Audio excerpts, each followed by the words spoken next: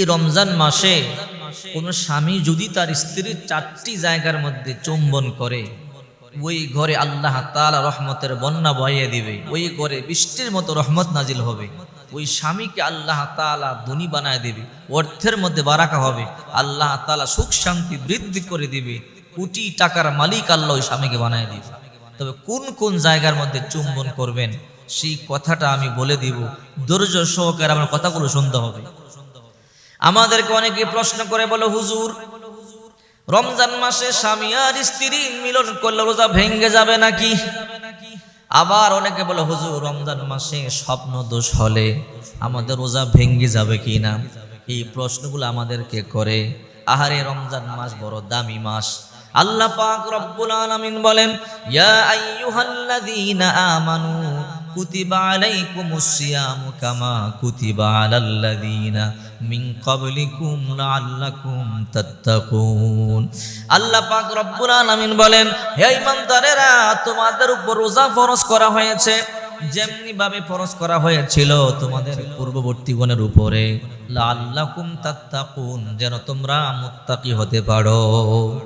এই রোজা রাখলে মুত্তাকি হওয়া যায়, পরহেজগারিতা অবলম্বন করতে পারবেন। এই রমজান মাস রোজা রাখলে আল্লাহর প্রিয় বান্দা হতে পারবেন। এই জন্য বলতেছিলাম, বিশ্বনবী মুহাম্মদুর রাসূলুল্লাহ সাল্লাল্লাহু আলাইহি ওয়াসাল্লাম বলেন, মান সামা রমাদানা ঈমানান ওয়া ইহতিসাবান গুফিরা লাহু মা তাকদ্দামা মিন যামবি। যে ব্যক্তি রমজান মাসে সওয়াবের আশায় ঈমানের সহিত রমজান মাসের রোজাগুলো রাখবে, আল্লাহ তাআলা তার পিছনের গুনাহগুলোকে মাফ করে দিবে। আবার রাসূল করিম সাল্লাল্লাহু আলাইহি ওয়াসাল্লাম বলেন, মান সামা রমাদানা ঈমানান মান কামা রমাদানা ঈমানান ওয়া ইহতিসাবান গুফিরা লাহু মা তাকদ্দামা মিন যামবি। যে ব্যক্তি রমজান মাসে তারাবির সালাত আদায় করে, আল্লাহ পাক রব্বুল আলামিন তার পিছনের গুনাহগুলো মাফ করে দিবেন। তবে কবিরা গুনাহ তাওবা ছাড়া মাফ হয় না, আল্লাহ পাক রব্বুল আলামিন সগীরা গুনাহগুলো মাফ করে দিবে।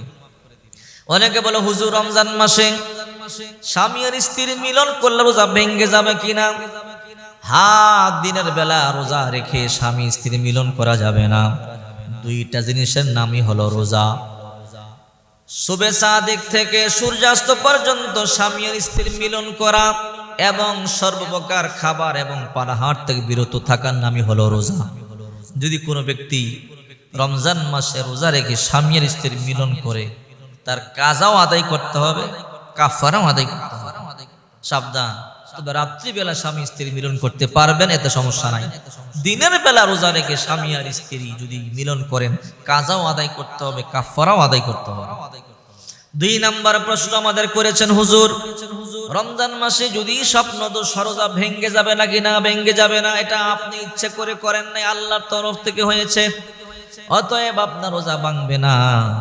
এই জন্য বিশ্বনবী মুহাম্মদ সাল্লাল্লাহু আলাইহি ওয়াসাল্লাম বলেন, আখলিস দীনাকা ইয়াকফিকাল আমালুল কলিল। তোমার ঈমানকে পরিশুদ্ধ করো, ঈমানকে খাঁটি করো, অল্প আমলেই নাজাতের জন্য যথেষ্ট হয়ে যাবে। আমি বলছিলাম, কোন স্বামী যদি তার স্ত্রীর 4টি জায়গার মধ্যে চুমা দেয়, আল্লাহ রহমতের বৃষ্টি দিবেন ওই ঘরে। ওই স্বামীর প্রতি রহমত বর্ষিত হবে, ওই স্ত্রীর প্রতি রহমত বর্ষিত হবে, ওই স্বামীকে আল্লাহ পাক রব্বুল আলামিন ধনী বানায় দিবে। এই কথাটা বলার আগে আরেকটা হাদিস শুনেন, এরপরে বলে দিব। আম্মা আয়েশা সিদ্দিকা রাদিয়াল্লাহু তাআলা আনহা বলেন, হে দুনিয়াবাসী, আমাদের ঘরে টাকার অভাব থাকতে পারে ঠিকই, পয়সার অভাব থাকতে পারে ঠিকই, আমাদের ঘরে ভালোবাসার কমতি নাই। আম্মা আয়েশা সিদ্দিকা বলেন, হে দুনিয়াবাসী, আমাদের ঘরে টাকার অভাব থাকতে পারে ঠিকই, পয়সার অভাব থাকতে পারে ঠিকই, ভালোবাসার কমতি নাই। কারণ মা আয়েশা বলেন, বিশ্বনবী মুহাম্মদুর রাসূলুল্লাহ সাল্লাল্লাহু আলাইহি ওয়াসাল্লাম যখন আমার ঘরে ঢুকতেন, 1 নম্বরে আমার সালাম দিতেন। চিন্তা করেন, মা আয়েশা বলেন, 1 নম্বরে বিশ্বনবী মুহাম্মদুর রাসূলুল্লাহ সাল্লাল্লাহু আলাইহি ওয়াসাল্লাম যখন আমার ঘরে ঢুকতো, আমার সালাম দিত। 2 নম্বরে মুসাফা করত, 3 নম্বরে বুকে জড়াইতো, 4 নম্বরে কবরের মধ্যে চুমা দিয়ে দিত। মা আয়েশা বলেন, আল্লাহর হাবিব এরপরে আমাকে বলতো, আয়েশা রান্না বান্না হয়েছে কিনা বলো। আমি মাঝে মাঝে বলতাম, না ইয়া রাসূলুল্লাহ, রান্না বান্না হয় নাই। আমার নবী মন খারাপ করতেন না, রান্না করে চলে যেতেন। আল্লাহর নবী নিজে রান্নার কাজে সহযোগিতা করতেন। রান্না বান্না শেষ হওয়ার পরে আল্লাহর পয়গম্বর একা একা খেতেন না, আম্মা জানদেরকে নিয়ে দস্তরে বসতেন, খেতেন। মা আয়েশা বলে, হে দুনিয়াবাসী, আমি গ্লাসের যেই জায়গা দিয়ে পানি পান করতাম, আমার নবী আমার ঠোঁটের দাগ দেখি ওই জায়গা দিয়ে পানি পান করতো। আবার আমি যেই জায়গা দিয়ে হাড্ডি চাবাইতাম, আমার নবী ওই জায়গা দিয়ে হাড্ডি চাবাইতো। আল্লাহ আম্মা জান আয়েশা বলেন, আবার আমার নবী গ্লাসের যেই জায়গা দিয়ে পানি পান করতো, ঠোঁটের দাগ দেখে আমি ওই জায়গা দিয়ে পানি পান করতাম। আবার আমার নবী যেই জায়গা দিয়ে হাড্ডি চাবাইতো, আমি ওই জায়গা দিয়ে হাড্ডি চাবাইতাম। কত মুহাব্বত আর কত ভালোবাসা ছিল।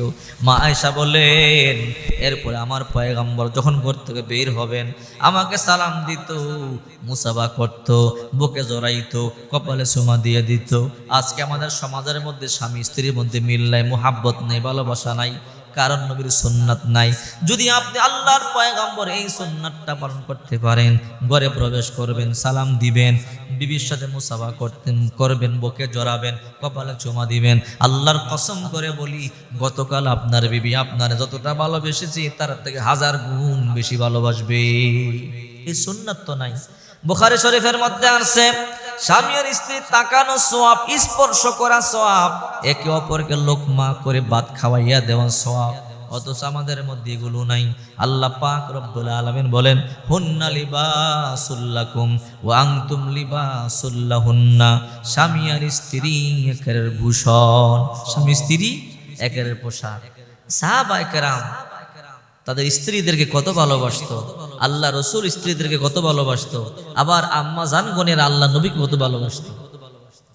আল্লাহর পয়গম্বর খেদমত বন্টন করতেছেন। সমস্ত বিবিরা সামনে বসা, কোন বিবি কোন খেদমত করবে। হঠাৎ করে আম্মা জান আয়েশা সবচেয়ে ছোট। মা আয়েশা বলে, ইয়া রাসূলুল্লাহ, একটা খেদমত আপনি আমাকে দিবেন, আমি চাইয়া নিতে চাই। আল্লাহর পয়গম্বর বলে, আয়েশা কোন খেদমত? বলে, নবী গো, আপনারে গোসল করাইবার খেদমতটা আপনি আমাকে দিবেন, আর কাউকে দিবেন না। আল্লাহর পয়গম্বর বললেন, ও আমার বিবিরা, আয়েশা তোমাদের মধ্যে সবচেয়ে ছোট, আমাকে গোসল করাইবার খেদমতটা আয়েশা চায়, তোমরা কি বলো? সমস্ত আম্মা জানগণ বললেন, ইয়া রাসূলুল্লাহ, আমরা বুঝতে পেরেছি আপনিও চান এই খেদমতটা আয়েশা পাক। ওগো নবীজি, আমাদের কোনো বাধা নাই, আপনাকে গোসল করাইবার খেদমতটা আমরা আয়েশাকে দিয়ে দিলাম। আল্লাহর পয়গম্বর বলে, আয়েশা রে, তোমার টেনশন নাই, চিন্তা নাই, আজ থেকে তুমি আমারে গোসল করাইবার টেনশন নাই। আল্লাহর পয়গম্বর একটা জলচকির মধ্যে বসে বসে গোসল করত, আর মা আয়েশা আল্লাহর পয়গম্বরকে মাজিয়া মাজিয়া গোসল করাইয়া দিত। হঠাৎ করে একদিন আল্লাহর নবী জলচকির মধ্যে বসে বসে গোসল করে, আর মা আয়েশা পানি ডালিয়ে মাজিয়ে মাজিয়ে গোসল করাইয়া দেয়।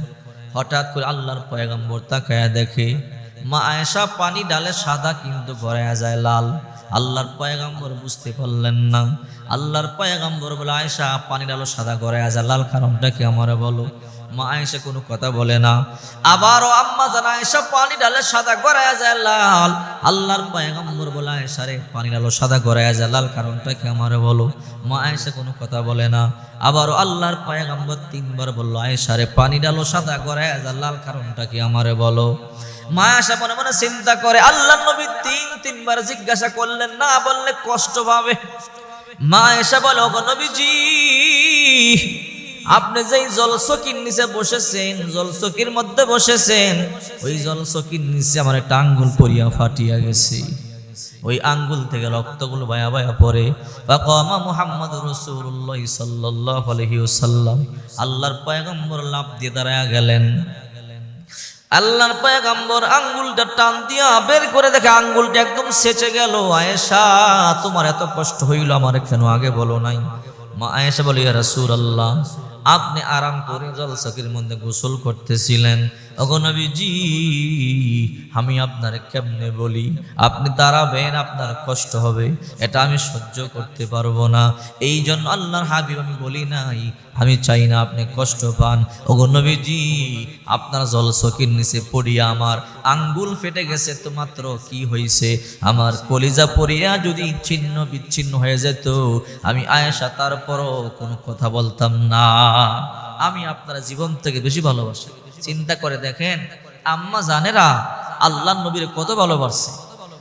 ওই সময় ঘরের টাকা কম ছিল, পয়সা কম ছিল, খাবার কম ছিল, বস্ত্র কম ছিল, ভালোবাসা বেশি ছিল। এখন টাকা আছে, পয়সা আছে, বস্ত্র আছে, কিন্তু ভালোবাসা নাই।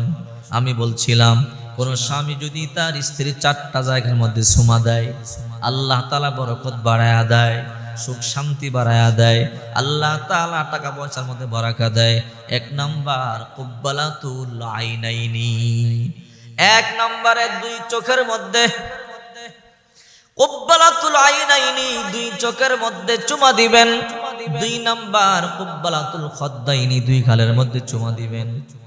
কুব্বালাতুল ইয়াদাইনি 2 হাতের মধ্যে চুমা দিবেন। এরপরে কপালের মধ্যে চুমা দিবেন। এই 4টা জায়গার মধ্যে চুমা দিবেন। এই হাদিস শরীফের মধ্যে পাওয়া যায় এই 4টা চুমা দেওয়ার কারণে রোজা ভাঙ্গে না। এই 4 চুমা দেওয়ার কারণে রোজার কোনো ক্ষতি হয় না, নষ্ট হয় না, টেনশন করবেন না। অনেকে মনে মনে বলে, অনেকে জিজ্ঞাসা, হুজুর রোজা রাইখা স্ত্রীকে স্পর্শ করা যাবে নাকি? হ্যাঁ, অবশ্যই যাবে, কোনো সমস্যা নাই। তবে হ্যাঁ, এই 4টা জায়গার মধ্যে চুমা দিবেন। যদি 4টা জায়গার মধ্যে আপনি চুমা দিতে পারেন, আল্লাহ তাআলার রহমতের বৃষ্টি আপনার ঘরে ঢেলে দিবে, অভাব দূর হয়ে যাবে, আল্লাহ তাআলা টাকা পয়সার মধ্যে বরকত দান করবে। ও ভাইয়েরা আমার, অনেকে আছে, টাকা আছে কিন্তু শান্তি নাই, গরু গোশত খাইতে পারে না, প্রেসার বেড়ে যায়, অ্যালার্জি বেড়ে যায়। আহারে, মিষ্টি খাইতে পারে না, ডায়াবেটিস বেড়ে যায়। ইলিশ মাছ খেতে পারে না, অ্যালার্জি বেড়ে যায়, চুলকানি বেড়ে যায়। না না, বরকত নাই, বরকত নষ্ট হয়ে গেছে। বরকত হলো যা মনে চায় তা খেতে পারবেন, হালাল জিনিস, কোনো ক্ষতি হবে না, এটাকে বলে বরকত। এই জন্য বিশ্বনবী মুহাম্মদুর রাসূলুল্লাহ সাল্লাল্লাহু আলাইহি ওয়াসাল্লাম বলেন, যেই ঘরের মধ্যে স্বামী আর স্ত্রীর মধ্যে যত বেশি মুহাব্বত আর মিল আছে, ওই ঘরে আল্লাহ তাআলা তত বেশি বারাকা দান করে। এই জন্যই তো আল্লাহ রাসূল বলেন, আদ-দুনিয়া কুল্লুহা মাতা ওয়া খায়রুল মাতা'id দুনিয়া আল ইমরাতুস সালিহা। গোটা দুনিয়ার মধ্যে সর্বশ্রেষ্ঠ নিয়ামত হলো নেককার স্ত্রী। গোটা দুনিয়াটা নিয়ামত, ভোগের বস্তু, এর মধ্যে সর্বশ্রেষ্ঠ নিয়ামত হলো নেককার স্ত্রী। আল্লাহর হাবিব বলেন, যেই ঘরে একটা নেককার স্ত্রী আছে, ওই ঘরটা জান্নাতের বাগান। আর যেই ঘরের মধ্যে একটা বদকার স্ত্রী আছে, ওই ঘরটা জাহান্নামের গর্ত হয়ে যায়। আহারে, আগে দেখতাম মা বোনেরা, দাদিরা সকালবেলা ঘুম থেকে যাইগে কোরআন তেলাওয়াত করতো, ওযু করিয়ে প্রথমে ফজরের নামাজ আদায় করতো, এরপরে কোরআন তেলাওয়াত দিয়ে কাজ শুরু করতো, কাজ শুরু করে দিত।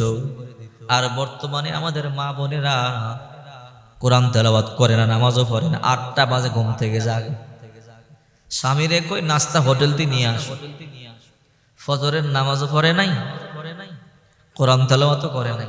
আচ্ছা বলেন তো, ওই ঘরে বারাকাটা হবে কিভাবে?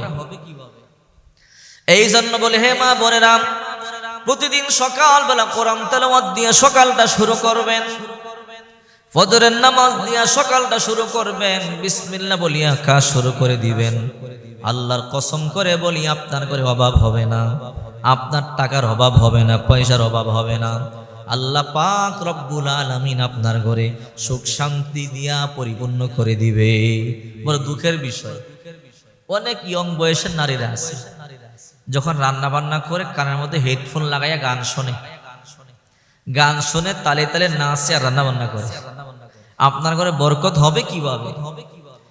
আপনি তো গজব আনতেছেন, আপনি অশ্লীল গান শুনতেছেন আর নাচতেছেন, তালে তালে রান্না করতেছেন। মনে মনে ভাবে 1-1.5-2 ঘন্টা সময় লাগবে রান্না বান্না করতে, একটু গান শুনি রান্না বান্নাটা হয়ে যাবে। নাউজুবিল্লাহ। আপনার ঘরে গজব নাজিল হবে, আপনার ঘরে শান্তি রহমত বর্ষিত হবে না। এই জন্য বলছিলাম, স্বামী আর স্ত্রীর মধ্যে যত বেশি মুহাব্বত তত বেশি শান্তি, স্বামী আর স্ত্রীর মধ্যে যত বেশি মিল আছে তত বেশি বারাকা নাজিল হবে। এই জন্যই তো আল্লাহ তাআলা বলেন, হুন্না লিবাসুল লাকুম ওয়া আনতুম লিবাসুল লাহুন্না। স্বামী আর স্ত্রী একে অপরের ভূষণ। আল্লাহর হাবিব বলেন, শেষ রাত্রিতে কোন স্ত্রী যদি তার স্বামীকে তাহাজ্জুদের নামাজ পড়বার জন্য ডাকে, স্ত্রী উঠতে চায় না, স্বামী উঠতে চায় না, স্ত্রী একটু পানি ছিটা দেয় ওঠার জন্য, আল্লাহ তাআলা এই দৃশ্য দেখে হাসতে থাকেন। আবার কোন স্বামী যদি তার স্ত্রীকে ডাকতে থাকে তাহাজ্জুদ পড়বার জন্য, স্ত্রী উঠতে চায় না, স্বামী একটু পানি ছিটা দেয়, আল্লাহর হাবিব বলেন আল্লাহ তাআলা এই দৃশ্য দেখে দেখে হাসতে থাকে। এই জন্য স্বামী স্ত্রী পরামর্শ করে কাজ করবেন। স্বামী যখন কোনো কাজ করবেন স্ত্রীকে ডাকবেন, পরামর্শ নেবেন। স্ত্রী যখন কাজ করবেন স্বামীকে ডাকবেন, পরামর্শ করে কাজ করবেন। যদি পরামর্শ করে কাজ করতে পারেন তাহলে ইনশাআল্লাহ আপনাদের ঘরে আল্লাহ তাআলা রহমত আর বারাকা দিয়ে পরিপূর্ণ করে দিবেন।